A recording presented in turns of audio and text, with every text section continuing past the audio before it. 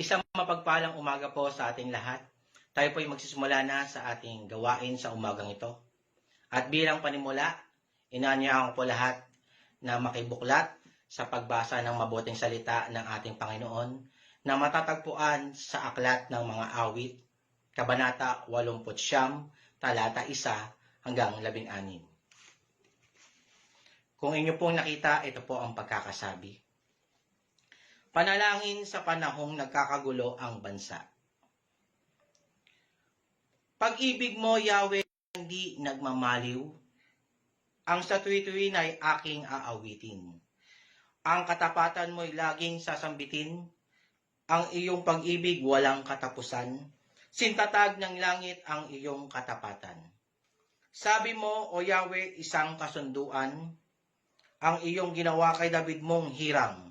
At ito ang iyong pangakong iniwan, isa sa lahi mo'y laging maghahari, ang kaharian mo ay mamamalagi. Nagpupuri silang nilika sa langit, ang iyong ginawa'y siyang binabanggit. Ang katapatan mo, Yahweh, ay inaawit. O Yahweh, makapangyarihan sa lahat, sinong kaparis mo doon sa itaas? Mga nilalang doon sa kalangitan, kay Yahweh ba sila ay maipapantay? Sa pagtitikon man ng lahat ng hinirang, may banal na takot sa iyo at paggalang. O Yahweh na makapangyarihang Diyos, O Yahweh mayroon pa kayang katulad kang lubos? Sa kapangyarihan ay tunay na puspos, kadakilaan mo'y sadyang lubos-lubos. Sumusunod sa iyo dagat mang mabangis, alon mang malaki napapatahimik. Iyang dambuhalang kung tawag ay Rahab, ay iyong dinurog sa taglay mong lakas. Lahat mong kaaway ay iyong winasak. Kapangyarihan mo'y ubod ng lakas. Sa iyo ang langit, sa iyo ang lupa. Ang buong daigdig, ikaw ang may likha. Lahat ng narooy sa iyo'y nagmula. Timog at hilaga, ikaw ang naglagay. Bundok Hermot Tabor ay nag-aawitan, nagpupuri sila sa iyong pangalan. Ang taglay mong lakas at kapangyarihan ay walang kaparis, di matatawaran. Ang kaharian mo ay makatarungan, sa ligang matuwid ang pinagtayuan. Wagas na pag-ibig at ang katapatan, ang pamamahala mong ginagampanan. Mapalad ang taong sa iyo'y sumasamba. Sa pagsamba nila'y inaawitan ka. At sa pag-ibig mo'y namumuhay sila. 16. Sa buong maghapon, ika'y pinupuri. Ang katarungan mo'y siyang sinasabi. Diyos po ang magpapala sa pagkabasa ng salita. Ngayon po ay samahan niyo po ako sa isang maikling panalangin. Yes, Lord. Ama naming banal, kami po ay nagpupuri at nagpapasalamat sa inyo sa umagang ito. Maraming salamat, Panginoon, at muli ay inyo po kaming ginising upang mamalas ang inyong nilika. Maraming salamat, Panginoon, sa aming mga biyaya na aming natatamo. Maraming salamat, Panginoon, sa kalakasan na inyong patuloy na binibigay. Maraming salamat po, Panginoon, sa kagalingan sa bawat isa na mayroong sakit. Patuloy kaming lumalapit sa inyo, Panginoon. Sa umagang ito, humingi ng kapatawaran kung minsan pa kami po ay nagkasala sa inyong paningin. At Panginoon, linisin niyo nawa ang aming puso't isipan. At naway maging karapat-dapat po kami sa umagang ito sa inyo. Panginoon, kami po ay lubos na nagtitiwala sa inyong magagawa sa aming mga buhay. Kami po ay numaharap sa matinding pagsubok, Panginoon. At Panginoon, alam po namin na kayo lamang po ang siyang kasagutan, ang siyang kalunasan sa lahat ng uri ng sakit. Pinapaubayan na po namin sa inyong lahat ng ito, Panginoon, at tinataas namin ng may papuri at pasasalamat sa matamis na pangalan ng aming Panginoon Hesus. Amen at amen. At ngayon po ay ating pakinggan ang isang magbibigay ng testimony na manggagaling po sa isa sa ating outreach church sa Pandi, Bulacan. Walang iba kundi si Ate Linda Ramboyong. Isang magandang umaga po sa ating lahat. Ako po si Erlinda Aragon Ramboyong, asawa po ni Pastor Jeremy. Lumaki po ako na isang sagrado, kandado, debotadong Katoliko. 7 kami magkakapatid, 2 lalaki at 5 babae. Pangatlo ako sa panganay. Lumaki po ako sa relihiyosong pamilya. Nakakilala ako sa Panginoon nung magtrabaho ako sa jewelry store. Hindi ko alam na lahat na nagtatrabaho doon ay mga Kristiyano na. At may pinsan din ako nagtatrabaho doon. Sa mga relo siya naka-assign. Nibutahan nila ako sa pananambahan pagkatapos ng trabaho sa Pentecostal Church. March 1987 ako tumanggap sa Panginoon at sa Panginoong Hesukristo na sarili kong tagapagligtas at Panginoon ng aking buhay. Maraming pagsubok ang dumating sa buhay ko nung maging Kristiyano na ako. Naisama ko rin ang 3 kong kapatid sa church at sila'y kusang tumanggap din sa Panginoong Hesukristo. Hanggang ngayon patuloy silang naglilingkod sa Diyos at ang bunso namin ay nangangaral na rin ng salita ng Diyos. Pastor na po siya ngayon. Ang nanay at tatay ko ay tumanggap na rin sa Panginoon. May sakit na sila nung tumanggap sila sa Panginoon. At kapiling na nila ang Panginoong Hesukristo ngayon. Sinasabi ko sa sarili ko noon na di ako mag-asawa hanggang di pa nakakakilala ang mga magulang ko at kapatid. Sadyang may layunin ang Diyos sa buhay ko. Niloob niya na ako'y makapag-asawa ng pastor at nagkakilala kami sa patay. Si Pastor Jeremy na nga ang napangasawa ko. Salamat sa Diyos at hinugot ako sa kanyang tadyang upang maging asawa niya. Sa Pasig Bible Christian Church siya nagpapastor. Simula nang mapangasawa ko siya sa PBCC na doon na ako nananambahan at dito ako lumago sa pananampalataya. Biniyayaan kami ng Diyos ng 6 na anak, 5 babae at 1 lalaki. Sina Jocabed, Carusa, Ael, Jehoshua, Edida at Jeremias Jr.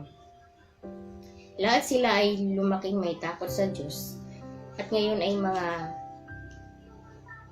may mga ministeryo na silang hinahawakan at kami mag-asawa naman ay sa Pandibulacan Outreach nagmi-ministeryo. Sa pagtatapos po ay 4 na M ang iiwan ko po sa inyo. Ang unang M ay manalangin. Alam po natin na sumasagot ang Diyos sa bawat panalangin natin. Ang pangalawa ay magtiwala na ang Diyos ay may kontrol ng lahat ng bagay, pangyayari at iba pa. Ang pangatlong M ay magpasalamat. Lagi tayong magpasalamat sa Panginoon kahit na naka-quarantine tayo. Pang-4, magtiis. Magtiis tayo kung anong meron o wala. Kung maiksi ang kumot, mamaluktot. Sa Diyos ang papuri at pasasalamat. Happy Mother's Day uli sa mga nanay. At ngayon naman, tayo po ay sasamahan ng mag-aawitan at pangunahan tayo ng praise and worship team.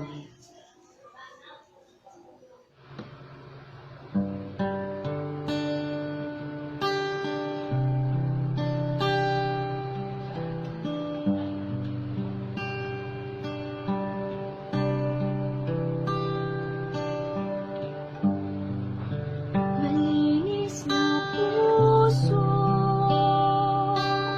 ang alay sa iyo.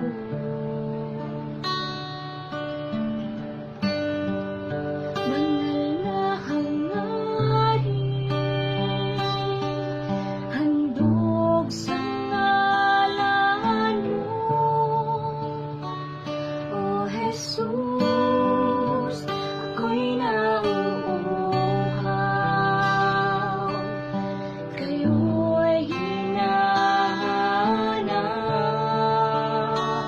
O Jesus, kayo'y kasapatan. Sa piling niyo ako'y malinis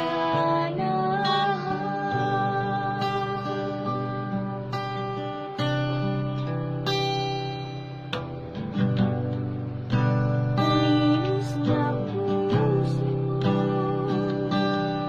ang alay sa'yo.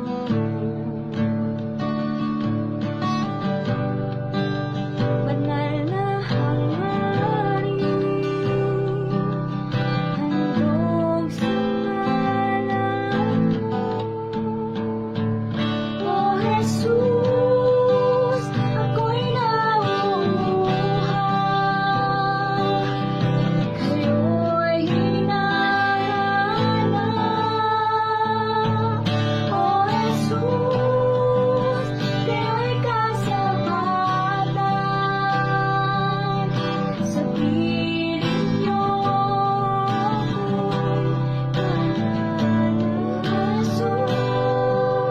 ako'y nauuhaw.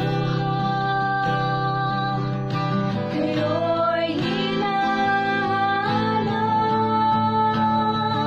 O Jesus, kayo'y kasapatan. Sa piling niyo ako'y mananahan.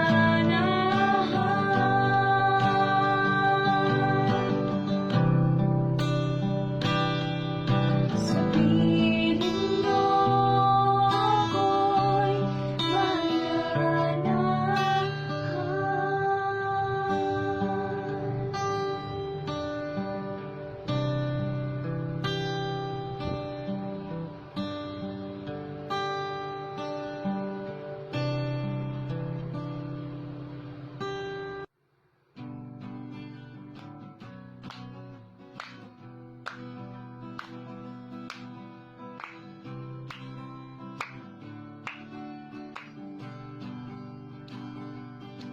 Pagkasarap umawit, awiting bakalangit.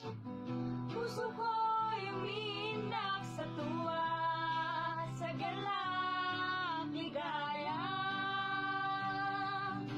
Pagkat damang-dama ko sa iyong hinawit, nagbubunyi pati anghel sa langit, sa tuwa, sa galak, ligaya.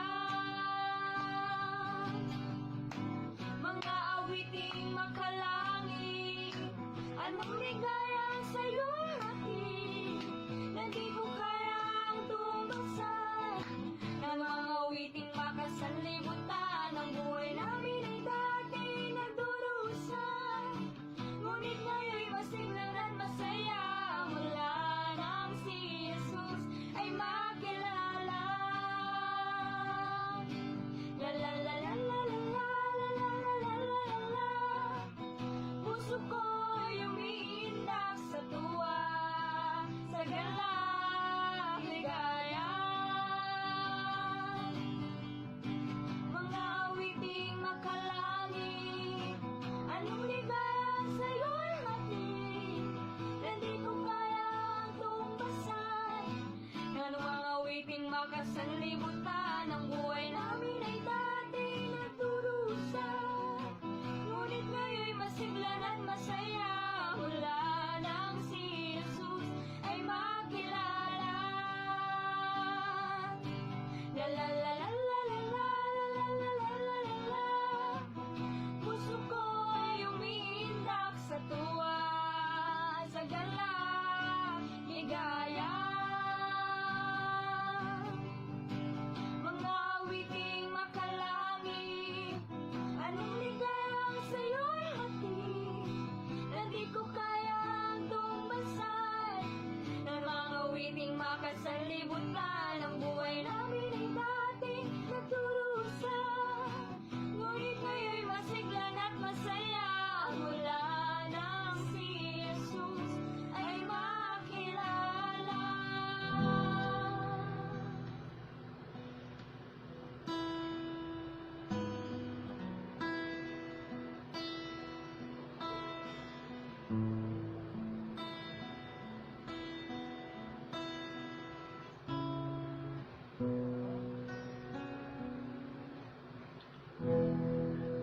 Panginoon, ang nais ko,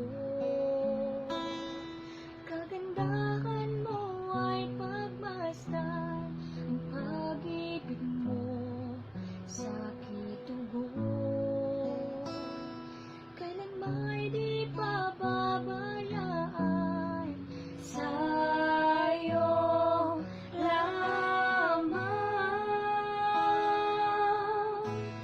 matatagpuan, sa'yo lamang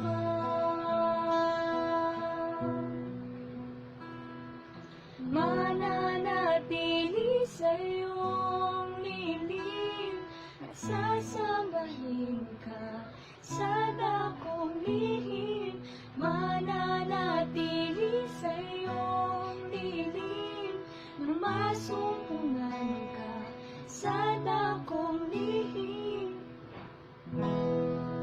Panginoon, ang ngalan mo ay kalinga at sandigan ko, di magbabago pangako mo.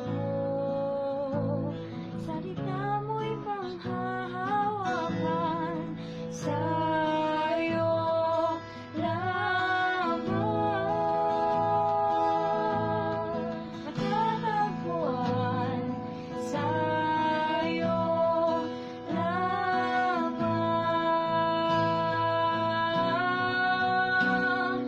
mananatili sa iyong lilim at sasambahin ka sa dakong lihim. Mananatili sa iyong lilim nang masumpungan ka sa dakong lihim. Mananatili sa iyong lilim at sasambahin ka sa dakong lihim. Mananatili sa iyong lilim nang masumpungan ka sa dakong lihim. Ang pagpuri ko ay tanging sa'yo, sa'yo lamang inialay,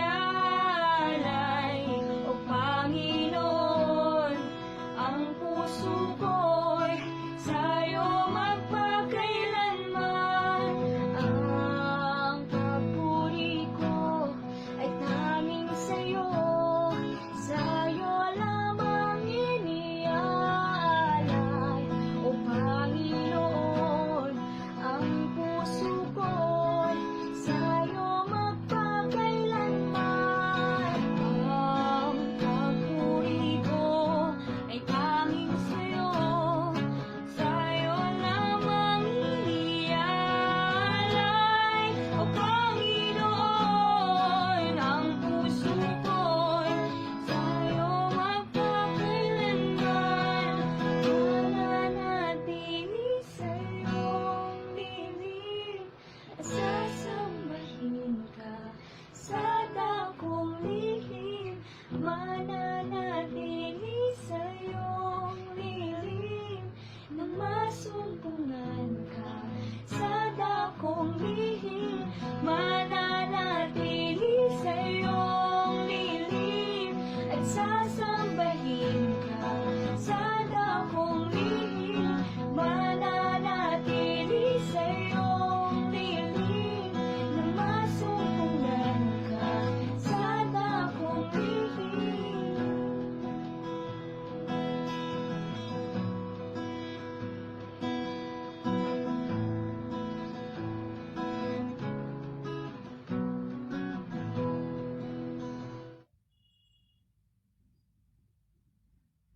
Tayo po ay manalangin.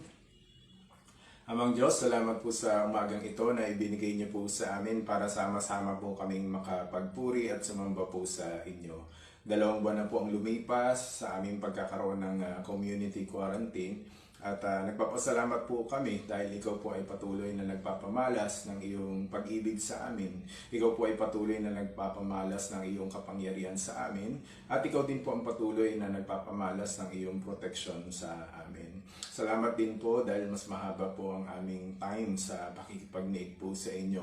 At every time na kami po ay nagninilay-nilay ng iyong salita, talagang pinapaalala niyo po sa amin na kami po ay talagang mga manlalakbay lamang dito sa lupang ito. At hindi po ito ang aming permanenteng tirahan, kundi ang aming magiging permanenteng tirahan ay dyan po sa kalangitan kung saan makakasama ka po na namin na magpakailan-kailan paman.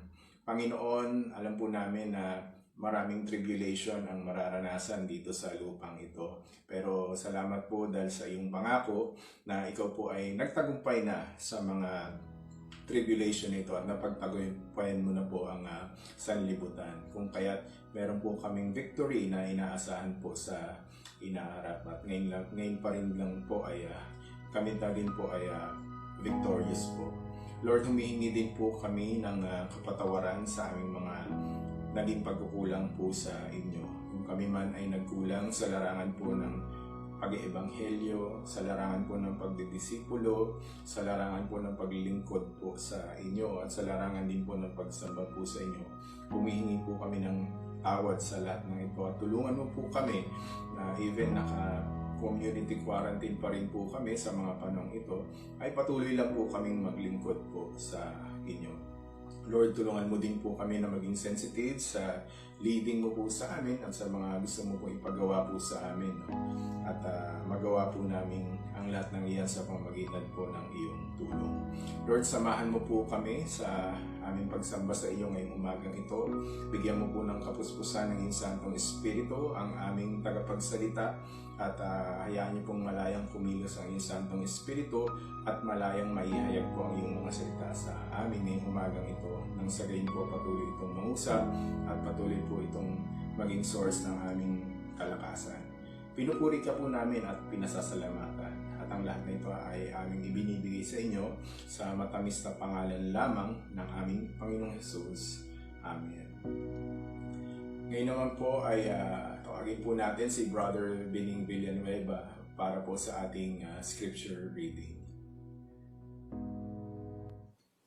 Isang mapagpalang araw po mga kapatid sa Panginoon. Ako po ay babasa sa banal na kasulatan. Pumari po, panandarin po tayong tumayo bilang paggalang sa pagbasa ng salita ng Diyos. Ako po ay babasa sa aklat ni Mateo sa kabanatang 14 mula talatang 22 hanggang 36. Ganito po ang sinasabi. Agad pinasakay ni Jesus sa bangka ang mga alagad at pinauna sa kabilang ibayo. Samantala, pinauwi naman niya ang mga tao. Matapos niyang paalisin ang mga ito, mag-isa siyang umakyat sa bundok upang manalangin. Nag-iisa siyang inabutan doon ng gabi. Samantala, ang bangka ay nasa laot na ngunit sinasalpok ito ng mga alon dahil pasalungat ito sa hangin.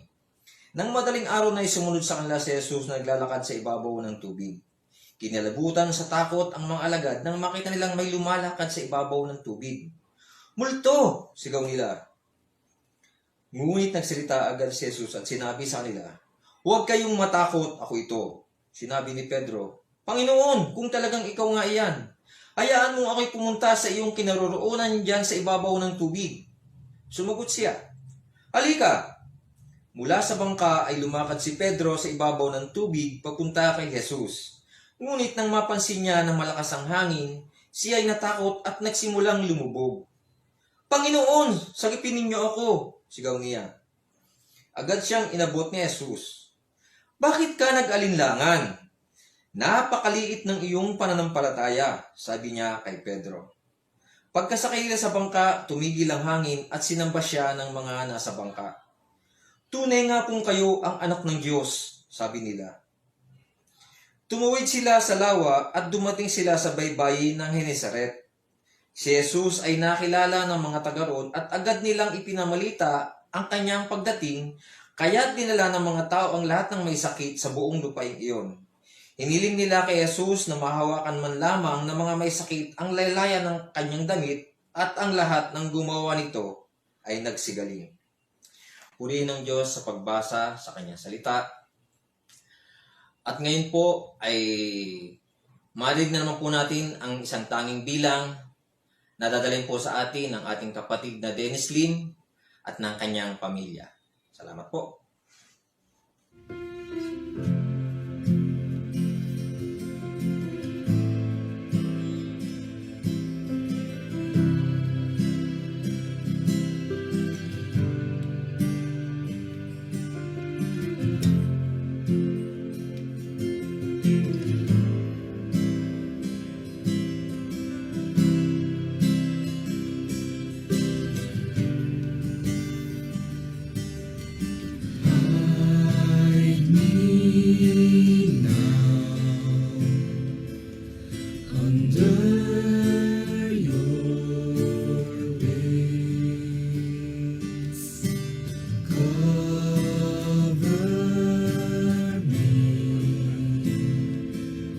Within your mighty hand, when the oceans rise and thunders roar, I will soar with you above the storm.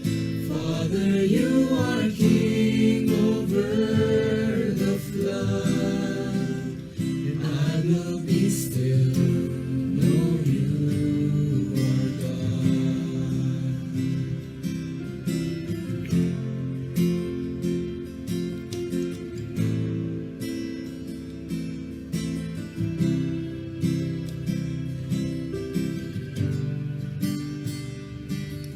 Find rest, my soul, in Christ alone.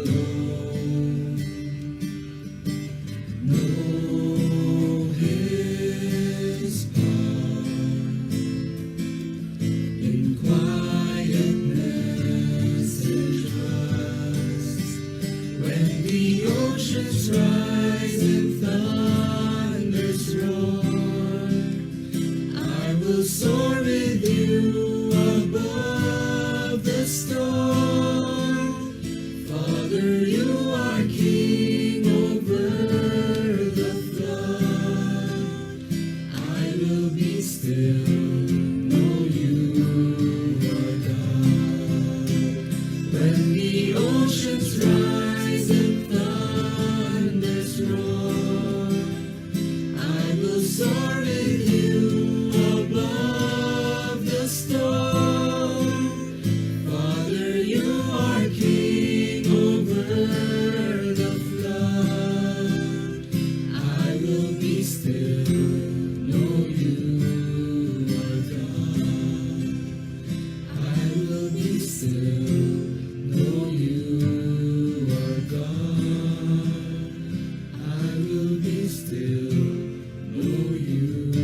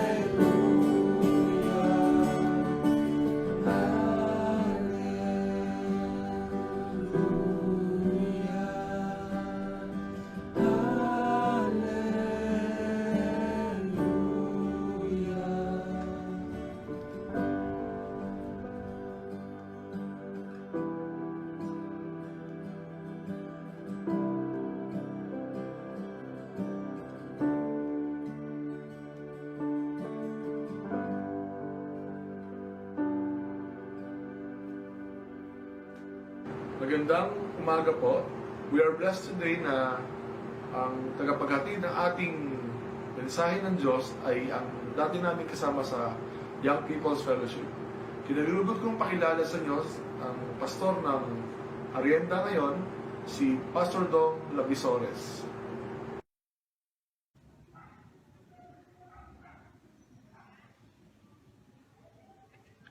Good morning. Kumusta mga kapatid?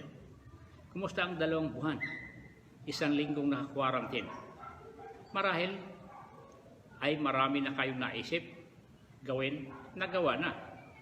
Marahil ang ilan sa inyo, ang 3-in-1 na kape ay napaghiwalay na. Tama ba? Yung iba, naging barbero. At ang iba naman, naging ermitanyo pa.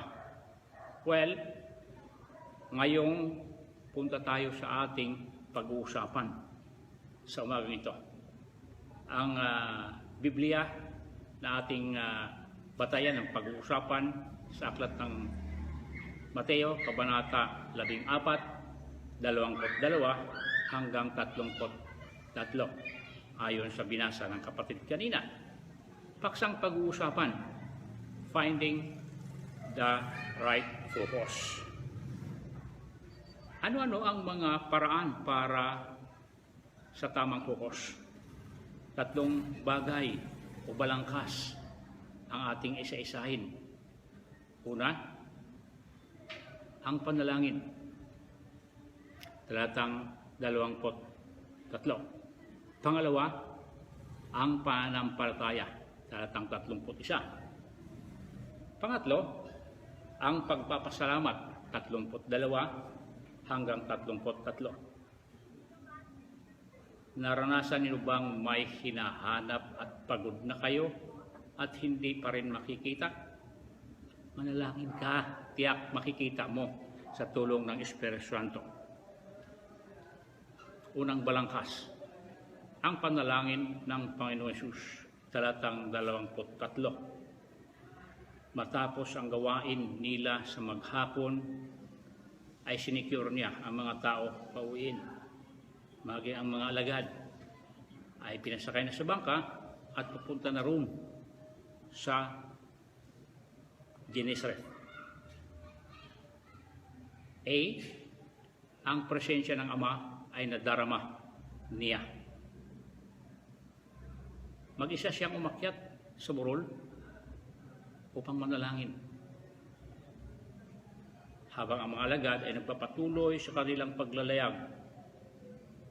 Letter B, ang pangailangan ng tao ay matugunan lamang ng Panginoon Hesus. Umaksyon agad ang Panginoon, papalapit sa kanyang mga alagad upang tulungan sa kanilang kahirapan sa laot. A prayerful man, no other than Christ, our loving and caring God. Hindi po siya nagpabaya sa atin. Spending time with God in prayer nurtures a vital relationship with Him and equips us to meet life challenges and struggles. Sa isang napakinggan ko sa DCAS, ito ang pangungusap. Ang sabi, simulan mo ang araw sa panalangin puspos. Ito ay matatapos na pinupuri mo ang Diyos. Sa panahon ng COVID-19, nadarama din agad ng ating mga top PBCM leaders. Mahirapan, di man po lahat, dapat walang maiwanan para makatawid tayo sa lockdown ng maayos sa tulong ng Diyos. Dahil nasa focus ang ating mga leaders, di ba? Dito sa palagay ko, maaaring magaling ang mag-asawang ODM at LRM at napakinggan po natin ang patutuo ni Ate Linda noong unang linggo ng buwan ng Mayo. Lalo na po ang Kuya Oscar, nagtaka ako pagkausap ko yan, di agad sasagot. Pero naobserbahan ko at totoo nga gumagalaw ang kanyang mga labi, ngunit hindi naririnig ang kanyang tinig sapagkat siya'y nanalangin lamang sa sarili. Yan ang buhay ni Hana. Unang Samuel, Kabanata 1:13. Yan ang ginagaya ni Kuya Oscar. Palagay ko, siya ang tinutukoy ng Kawikaan 16:21. A wise, mature person known for his understanding. Tayo, sino po ang ginagaya natin? Pangalawang balangkas, ang pananampalataya ni Pedro, 30 at 31. Ang pagtulong ng Panginoong Jesus kay Pedro. Habang ang focus ng Panginoong Jesus ay ang tulungan ang mga alagad, napagkamalan siyang multo habang naglalakad sa tubig. At sumigaw ang mga alagad, multo! Nagsalita agad ang Panginoon Jesus, huwag kayong matakot, ako ito. Abay si Pedro, ang lakas ng loob. Well, yun ang karakter niya. Na lumakad sa ibabaw ng tubig. Habang siya ay papalapit sa Panginoon Jesus, napansin niya, lumalakas ang hangin. Nawala ang focus niya sa Panginoong Jesus. At sumigaw siya, Panginoon, sagipin mo ako. Agad, inabot ng Panginoon Jesus. Peter was not putting Jesus to the test. Something we are not to do. In Matthew chapter 4, verse 7b, but the scripture says, do not put the Lord your God to the test. Well, sa halip, siya lamang ang nag-iisa mula sa bangka na lumapit sa Panginoon Jesus. Sa pamagitan ng kanyang pananampalataya, ang kanyang mapilit na kahilingan sa Panginoon Jesus ang nagdala sa kanya upang maranasan niya ang kakaibang hindi pangkaraniwang pagsasarawan ng kapangyarihan ng Diyos. Letter B. Ang pagpapatibay ng Panginoon Jesus sa pananampalataya ni Pedro upang tayo ay patuloy na lumalago at tumatag sa buhay pananampalataya. Marami na tayong pinagdaanan, mga kapatid. Sa taong ito, Taal Volcano, pumutok. Lindol, African Swine Fever, COVID-19, literal na bagyong Ambo, katatapos lang, tiyak sa tulong ng Diyos. Makaahon tayo sa mga pangyayaring ito. Ayon sa Santiago, Kabanata 1, Talatang 3, sapagkat alam ninyo na lalong magiging matatag ang inyong pananampalataya matapos ninyong pagtagumpayan ang mga pagsubok na yan. Roma 1:17. The righteous shall live by faith. Meron po isang quotation na nabasa ko sa Daily Bread. The most expensive thing in the world is trust. It can earn and a matter of seconds to lose. Gayon din, tinutulungan tayo ng ating mga leaders na unawaan nila ang ating kalagayan. Sa panahong ito, ang COVID-19, ito ang digmaang hindi natin nakikita. Ang kaaway. Walang bala, walang barel, limitado sa lahat ng kailangan. Napakahirap. Diyos lang ang nakakaalam, mga kapatid. Kahit na mga frontliners na magigiting, nabawasan na nga ang ilang mga doktor, nurses, ngunit naglakas loob sila para sa atin. Malampasan lamang itong ating naranasan sa ngayon. Kaya sabi nila, malaking tulong na sa amin ang inyong panalangin, encouragement, at manatili kayo sa tahanan. Ang kasiyahan ng Panginoon Jesus sa kanyang mga alagad. Pangatlong balangkas ay ang pagpapasalamat. Talatang 32 hanggang 33. Habang papasakay na sila sa bangka, at nandoon na nga sila sa bangka. Letter A, ang pagtigil ng hangin at pagpayapa ng dagat. Bakit? Milagro. Bakit? Kasama nila ang Panginoon Jesus na may kontrol sa lahat ng bagay. Di ba ganun din tayo? Pagkakasama natin ng Diyos, ang problema. Kung may problema man, ang sarap matulog. Pero hindi sa panahon ng COVID, nakakasawa ng magtulog. Ipinapakita sa atin dito, dahil kasama natin ang Panginoon Jesus, He is Jehovah Shalom, nangangulugan ang kapayapaan na ibinibigay sa ating puso. At dito ay ang bunga nito, maging malusog tayo. Wala tayong alalahanin. Hindi mabigat ang problema. Bakit? Nagtutulungan tayo eh. Nagdalanginan sa isa't isa bilang magkakapatid. Letter B, ang pagsamba nila sa Panginoon habang nasa bangka.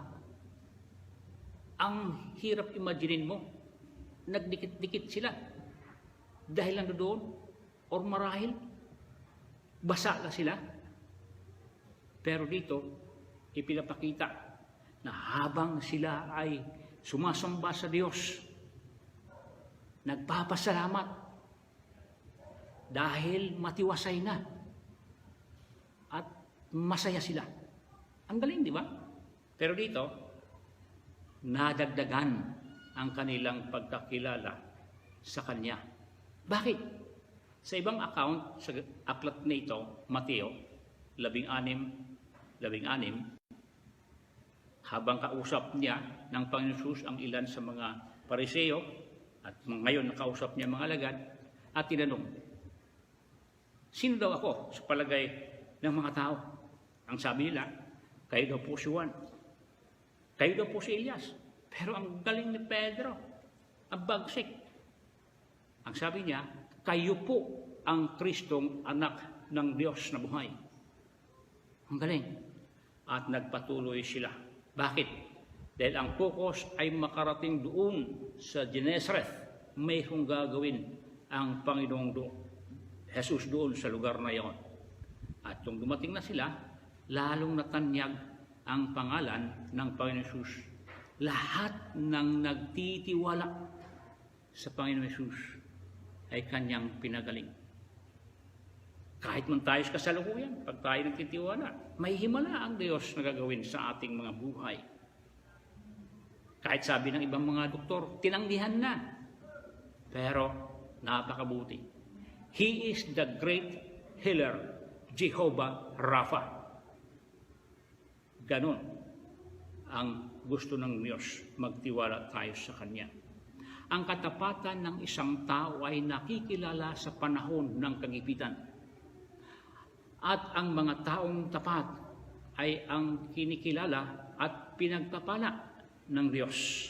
Ang tapat sa atin ay di natin pwedeng kalimutan. Bakit? Ika nga walang iwanan. Mga kapatid, walang bago sa mundong ito. Meron ba?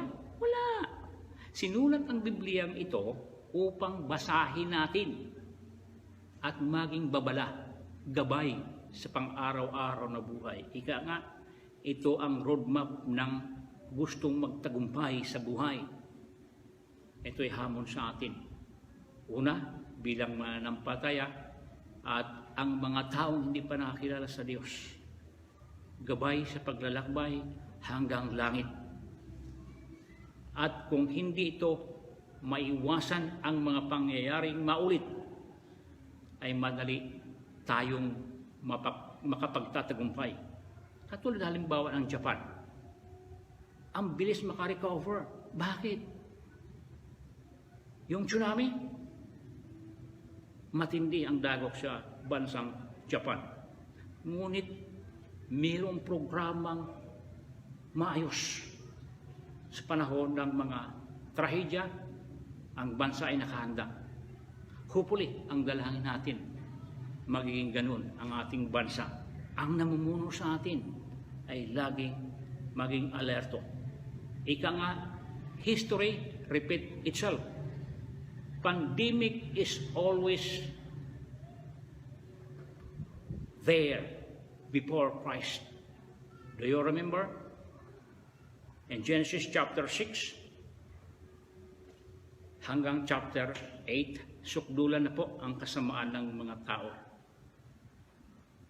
Habang inutusan ng Diyos, binibigyan ng instruction, si Noah gumawa ng malaking barko, at pagkatapos na sa takdang panahon, more or less 120 years, gugunawin niya ang mundong ito sa pamagitan ng baha.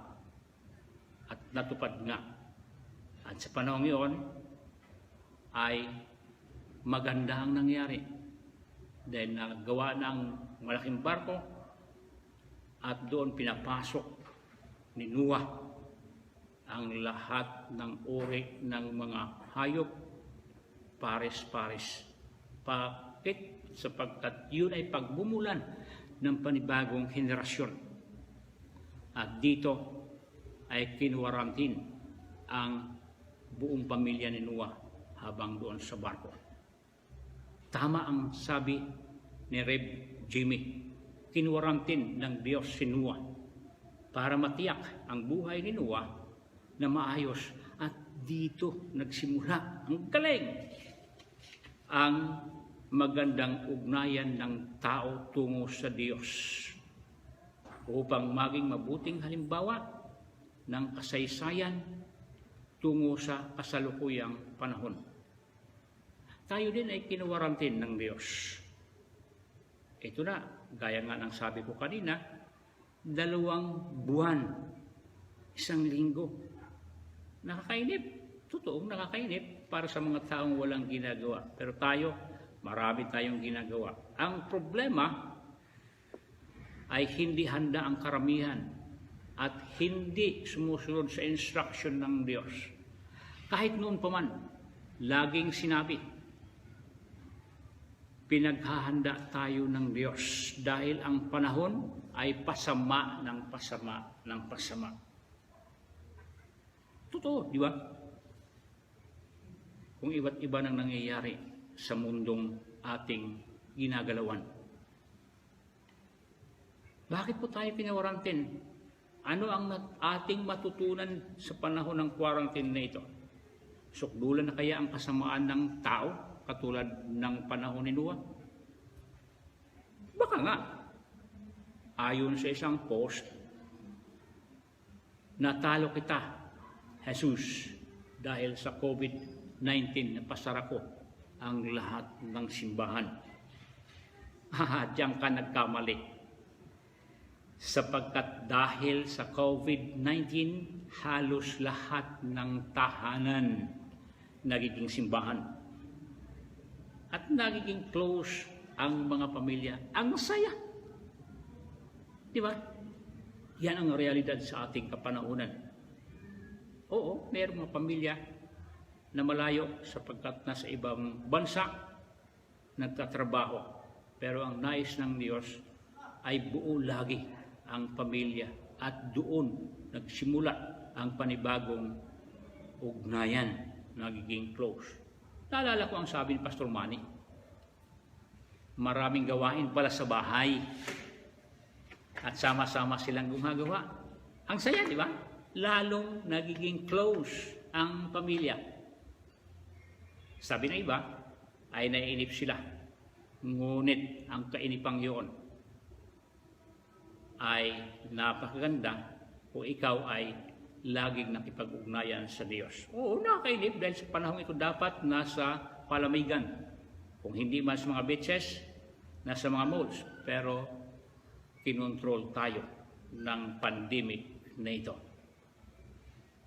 Alalahanin po natin ang PBCM motto. Love God, share Christ. Pray, care, and share. Pakiusap, huwag po nating pabayaan ito dahil nasa focus tayo.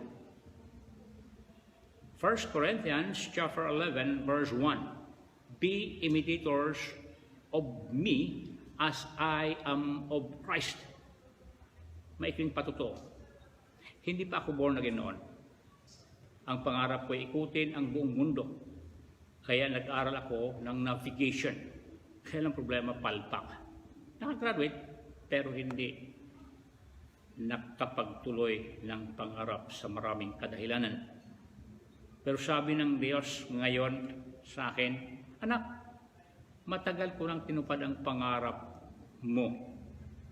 Tanong ko naman, kailan, Panginoon? 3 years ago na. Do you remember? Yung poster ng Every Home Crusade for Christ. Bigla akong natawa. Oo nga pala, talagang nakakalimutan ko na. Opo, naikot ko na ang 228 bansa sa ating mundo sa pamagitan nga lang ng panalangin. Pati na po ang ABCC Prayer Meeting Group ay natutunan na ding manalangin. Sabi ng Diyos, anak, paigtingin mo pa ang panalangin, lalo na sa panahong ito. Mga kapatid, kaibigan, baka ang pamilya mo o kasama mo sa bahay sa kasalukuyan ay hindi pa born again. Ayon sa ibang account sa aklat ng Marcos, ang Panginoon Jesus ay nagpagaling doon sa isang lalaking sinapian ng masamang espiritu. Mark 5:19 downward. Chapter 5, verse 19 downward, I would say. Dito, pinagaling ng Panginoon Jesus ang isang lalaking sinapian ng masamang espiritu. Ngunit, gusto ng lalaki na sumunod at maglingkod sa Diyos. Ayaw ng Panginoon Jesus. Bakit kaya? Mayroong magandang layunin ng Diyos. Siya may gusto ng pandemic. Wala eh. Problema nga eh. Pero mayroong layunin ng Diyos. Kaya sabi ng Panginoon Jesus sa lalaki, umuwi ka sa inyo, sabihin mo sa iyong kasambahay ang lahat ng ginawa sa iyo ng Panginoon at kung paano siya nahabag sa iyo. Di ba ang ganda? Ito ang sabi ni Mahatma Gandhi, I like your Christ, but not your Christianity. Nakakalungkot. Sana ang bansang India, marami ng born again sa kapanahunan ni Mahatma Gandhi. Pero bakit nagkaganon? Dahil wala po sa tamang focus ang mga nauna. Sana sa ating kapanahunan, sa ating paglalakbay sa mundong ito, ay laging nasa focus ang Diyos, ang ating laging susundan kung anong ibig niya. Inaasahan ng Diyos ang ating testimony. Kung saan ang testimony na ito ay mapapakinabangan ng ibang tao. Sa workplace, mga kapitbahay, kakwentuhan natin. Sabi na 2 Korinto 5:17, therefore, if anyone in Christ, he is a new creation. The old has gone, the new has come. Ang galing. Bakit? Hindi gusto ng Diyos sa impyerno mapunta ang ating mga mahal sa buhay, ang ating mga kaibigan. Ito ang tamang pagsamantala. Ibahagi mo ang salita ng Diyos or love of God or the way of salvation. Kung paano ka naligtas, ganun lang po. Kung paano ang isang lalaking pinagaling ng Panginoon Jesus Yun lang ang sasabihin natin. Well, kung may pagkakataon pang mag-aral ng Bible School o iba pang aralin para masasanay, maganda po yan. Habang naka-quarantine po tayo, ay magiging maayos. Mabahagi natin ang salita ng Diyos. Your decision will determine your direction. Your direction will determine your destination. Yun po ang isang quotation. Naalala ko ang sabi ni Pastor Efren, pastor ng Hulo, ng ating kapatid. Methodistang pamilya po yan. Ang galing nga nung kakwentuhan kami. Pero noong nagkaroon siya ng katiyakan na born again na, alam niyo ba ang ginagawa niya? Sinusulatan, tinatawagan, pinapanalangin niya na maging born again ang kanyang nanay na nasa Amerika. Nagsawa ba siya? Isang buwan? Isang taon? It took 15 years. God answered his prayer. Hopefully, hindi tayo naiinip. Marami ang pinapagawa ng Diyos habang naka-lockdown. Patuloy tayong manalangin that the Holy Spirit convict the sin of mankind and turn back to God. May isang quotation pa. Life is short, time is fast, no replay, no rewind, so enjoy every moment as it comes. Nakatuwang isipin sa mga panahong ito. Maraming kapatid ang nag-alala at nag-offer ng tulong.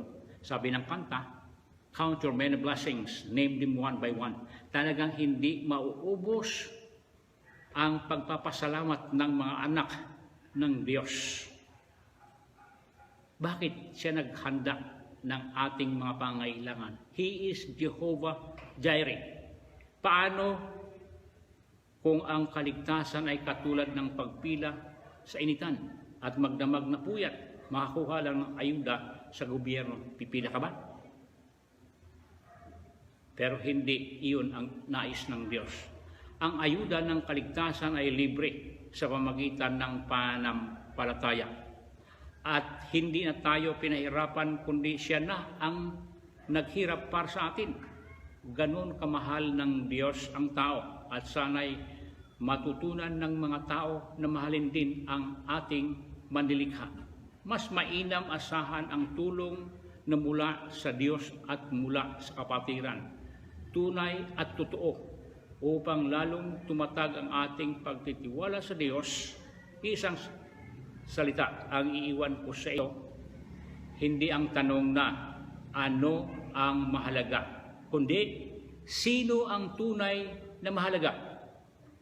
Walang iba kundi ang ating Panginoong Hesukristo na nagbigay ng kanyang buhay para sa atin upang tayo'y mabuhay na kasama niya sa kanyang taharian. Maraming salamat po at mapagpalang umaga sa inyong lahat.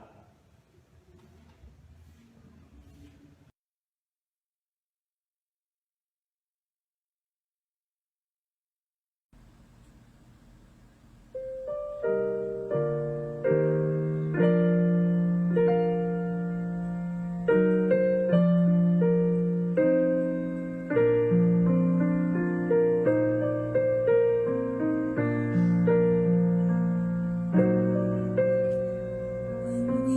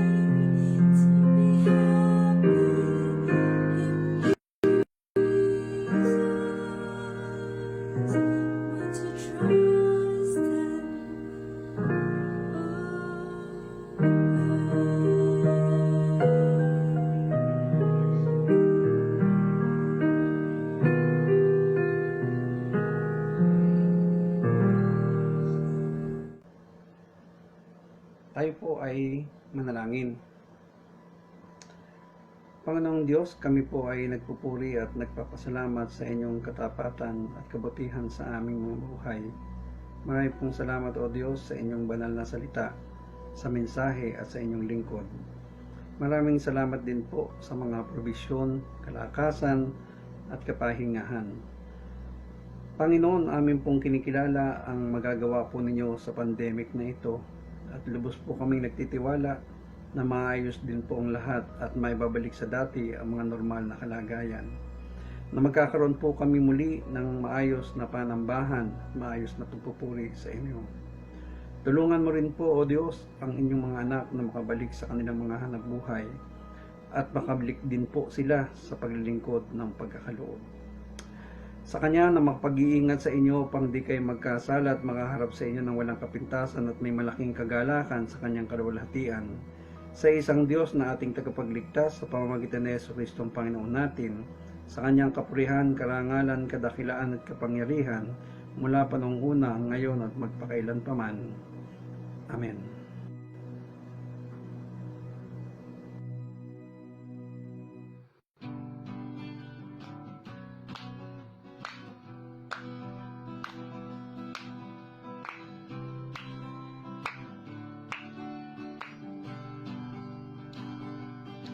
Pagkasarap umawit, awiting makalangit.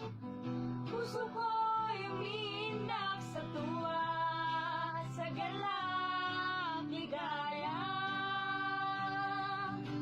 Pagkat damang-dama ko sa iyong hilawit, punyi pati anghel sa langit, sa tuwa, sa galak, ligaya.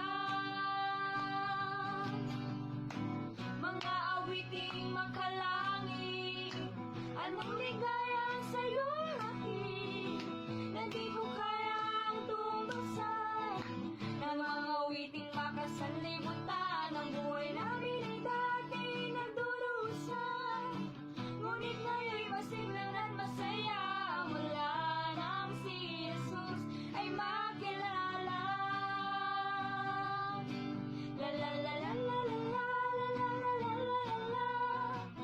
Puso ko'y umiindak sa tuwa, sa galak, ligaya. Mga awiting makalangit, anong ligaya sa'yo'y hatid, na di ko kayang tumbasan. Ng mga awiting makasanlibutan,